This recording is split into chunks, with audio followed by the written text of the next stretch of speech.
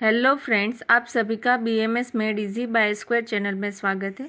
आज के video lecture में हम देखेंगे elimination of absorb poison.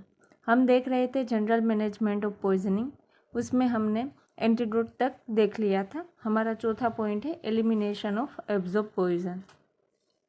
If time passed since injection of poison is more than 6 hours, then poison may pass beyond stomach and its considerable absorption in the intestine and bloodstream is occurred।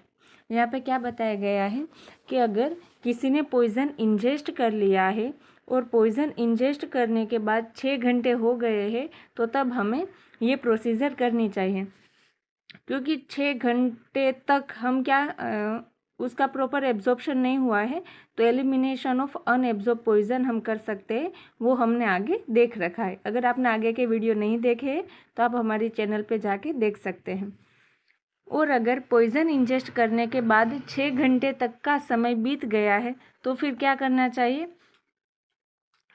होता क्या है उसमें, अगर 6 घंटे बीत गए तो जो भी पॉइजन रहता है वो स्टमक में से पास होकर इंटेस्टाइन में चला जाता है और वहाँ पे वो एब्जॉर्ब होने लगता है। क्योंकि स्टमक में हमने अगर डाइजेशन सिस्टम हमने पढ़ रखा है कि स्टमक में 3 से 4 घंटे तक कोई भी फूड रहता है, फिर वो वहाँ से इंटेस्टाइन में चला जाएंगे और वहाँ पे भी खाना खाने के 6-8 घंटे में उसका एब्जॉर्प्शन हो जाता है। इसलिए यहाँ पे बताया गया है कि अगर 6 घंटे से ज़्यादा टाइम हो गया है तो वो इंटेस्टाइन स्टमक में से पास होकर इंटेस्टाइन में चला जाएंगे और उसका एब्जॉर्प्शन भी स्टार्ट हो जाएंगे, यानी कि वो एब्जॉर्ब होने लगेगा और एब्जॉर्ब हो जाएगा तो वो ब्लड स्ट्रीम में भी पहुँच जाएगा।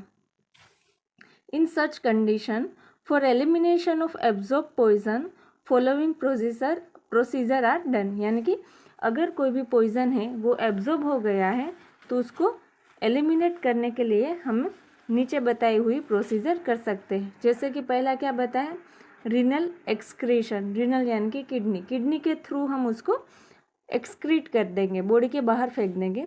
It may be improved by giving large amount of fluid, T और लेमोनेड ओरली, यानी कि जैसे कि हमें कोई भी ऐसा कोई हम फ्लूइड देंगे जिसकी मदद से वो, अगर हम आयुर्वेद की दृष्टि से बताएं तो वो मूत्र होना चाहिए कि जो भी अंदर पॉइजन है उसको वो निकाल देंगे, यूरिन के थ्रू पास आउट कर देंगे।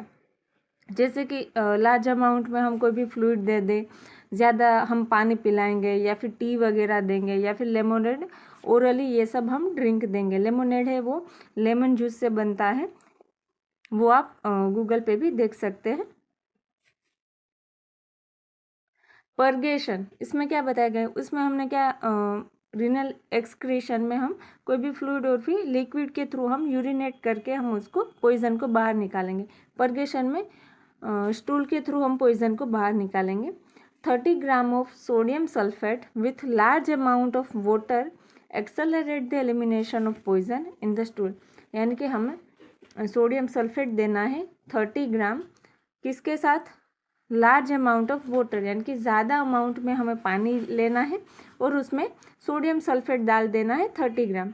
तो ये क्या करेगा कि पॉइजन का एलिमिनेशन करवाएगा स्टूल के थ्रू। तो ये हो गया पर्गेशन। पहले हमने देखा रीनल एक्सक्रीशन, फिर हमने देखा पर्गेशन, अब हम देखेंगे peritoneal dialysis. It has been used in salicylate poisoning in children, यानी कि अगर बच्चों के अंदर सैलिसिलेट पॉइजनिंग हो जाता है तो उसके अंदर हम पेरिटोनियल डायलिसिस करवाते हैं। इसमें क्या होता है कि हमारी किडनी अगर वर्क नहीं कर रही है तो उसमें भी हम ये यूज़ कर सकते हैं। उसमें एब्डोमेन के अंदर एक कैथेटर इंसर्ट करते हैं और वो जो कैथेटर है वो 2 बैग के साथ कनेक्टेड रहता है। एक बैग होता है उसके अंदर डायलिसिस फ्लूइड भरा हुआ रहता है और एक बैग होगा वो एम्प्टी होगा। ये डायलिसिस फूड है वो इसको हम एब्डोमेन के अंदर इंसर्ट करेंगे, वो वहाँ पे जो भी एक्स्ट्रा फ्लूइड वगैरह है उसको एब्जॉर्ब कर लेगा और फिर उसको हम इस एम्प्टी बैग में हम ड्रेन करेंगे। तो इस हिसाब से होता है पेरिटोनियल डायलिसिस। फिर है डायफोरेटिक्स, यानी कि हम उसको स्वेदन करवा के पर्सपिरेशन के थ्रू हम उस पॉइजन को बाहर निकालेंगे। In most cases it is doubtful that whether this speeds up the excretion of toxic agent, यानी कि काफ़ी सारे केसेस में ये डाउटफुल रहता है कि ये पॉइजन को बाहर निकालेगा या फिर नहीं। In most cases, application of heat like blanket, hot water bottles, and administration of hot beverages, hot tea, hot milk, hot lemonade will cause increased perspiration. यानी कि जैसे हमारे आयुर्वेद में स्वेदन बताया गया है, जैसे कि हम ब्लैंकेट ओढ़ा के उसको स्वेदन करवाएंगे या फिर हॉट वाटर बोतल के से हम उसको सेक करवाएंगे और पर्सपिरेशन करवाएंगे, या फिर जो भी उष्ण फ्लूइड है हॉट बेवरेज से उसको हम पिलाएंगे, जैसे कि हॉट मिल्क है, हॉट लेमोनेड है, हॉट टी है, तो उसकी वजह से उसके शरीर के अंदर गर्मी पैदा होगी और वो पर्सपिरेशन के थ्रू बाहर निकलेंगे। इस तरह से डायफोरेटिक्स वर्क करेंगे। Profuse perspiration will be produced by giving 5 mg of pilocarpine nitrate by subcutaneous, मतलब सबक्यूटेनियस रूट के थ्रू अगर हम पाइलोकार्पिन देंगे 5 mg पाइलोकार्पिन नाइट्रेट, तो वो भी प्रोफ्यूज पर्सपिरेशन यानी कि स्वेटिंग करवाएंगा। ये कोई अगर हमें रिस्क नहीं लेना है कि इससे होगी या भी नहीं, इसमें देर लगेगी, तो क्या करना है, पाइलोकार्पिन नाइट्रेट है उसको 5 mg सबक्यूटेनियसली दे देना है, तो उससे भी प्रोफ्यूज पर्सपिरेशन हो जाएगा।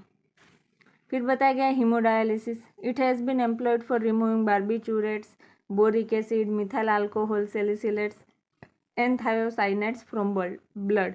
यानी कि अगर कोई भी बार्बिचूरेट या फिर बोरिक एसिड, मिथाइल अल्कोहल है, सैलिसिलेट्स है या फिर थायोसाइनाइट है, इन सब की अगर इनमें से किसी और की भी पॉइजनिंग हो जाती है तो ब्लड के अंदर से इन सब को निकालने के लिए हम हीमोडायलिसिस कर सकते हैं। Haemoperfusion, it is superior to the haemodialysis for removal of lipid soluble drugs and many of the toxin that are not removed well by the haemodialysis. यानी कि हीमोडायलिसिस हम किस किस कंडीशन में करवाएंगे, ये जो बताया गया है कि ये अगर पॉइजनिंग होगी तो उसमें हम हीमोडायलिसिस करवाएंगे। तो ये ज़्यादातर ये सब वाटर सोल्यूबल है, पर अगर कोई भी वाटर सोल्यूबल ड्रग है उसका इंजेक्शन हो गया है, उसकी वजह से पॉइजनिंग सिम्टम्स आ रहे हैं, तो उसको निकालने के लिए हम परफ्यूजन करवाएंगे, जो कि लिपिड सोल्यूबल ड्रग को भी निकाल देगा, जो कि हीमोडायलिसिस से नहीं निकलते, क्योंकि इसमें ज़्यादातर वाटर सोल्यूबल ड्रग है वो ही निकलते हैं। तो लिपिड सोल्यूबल अगर कोई भी ड्रग का इंजेक्शन हो गया और पॉइजनिंग हो रही है तो हम वहाँ पे क्या चूज़ करेंगे, हीमोपरफ्यूजन। फिर फोर्थ पॉइंट हमने देख लिया, एलिमिनेशन ऑफ एब्जॉर्ब पॉइजन। अब हमारा फिफ्थ पॉइंट क्या आएगा कि हम उसको सिम्टोमेटिक ट्रीटमेंट देंगे। उसमें क्या बताया गया है, the treatment of symptoms should be applied as indication arise, मतलब जिस तरह से हमें नीड लगेंगी उसी हिसाब से हम उसको अप्लाई करेंगे। जैसे कि अगर ज़्यादा पेन हो रहा है तो हम मॉर्फिन देंगे, अगर किसी को रेस्पिरेटरी फेलियर हो रहा है या फिर रेस्पिरेटरी ट्रैक में कोई दिक्कत है तो हम उसको प्रॉपर ऑक्सीजन प्रोवाइड करेंगे आर्टिफिशियल रेस्पिरेशन के थ्रू या फिर और कोई मेथड के थ्रू। प्रॉपर ब्लड सर्कुलेशन के लिए हम कार्डियक स्टिम्युलेंट्स देंगे, और फॉर कन्वल्जन्स अगर किसी को हो रहे हैं तो डायजेपाम देंगे या फिर एनेस्थेटिक बार्बिचूरेट भी हम दे सकते हैं।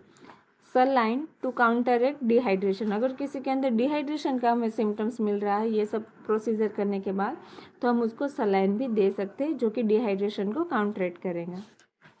6 बताया गया है maintenance of general health of patient, यानी कि पेशेंट है उसकी जनरल हेल्थ फिर मेंटेन करना है। ये हमारा लास्ट पॉइंट है, general management of poisoning. The patient should be kept warm and comfortable, यानी कि पेशेंट को हमें ठंडे एटमॉस्फेयर में नहीं रखना है, उसको वार्म रखना है और कंफर्टेबल एनवायरनमेंट में वो पेशेंट को हमें रखना है। इन्फेक्शन का हमें रिस्क कम करना है, इसलिए हम उसको क्या देंगे, प्रोफाइलेटिक एंटीबायोटिक्स हमें दे देना है।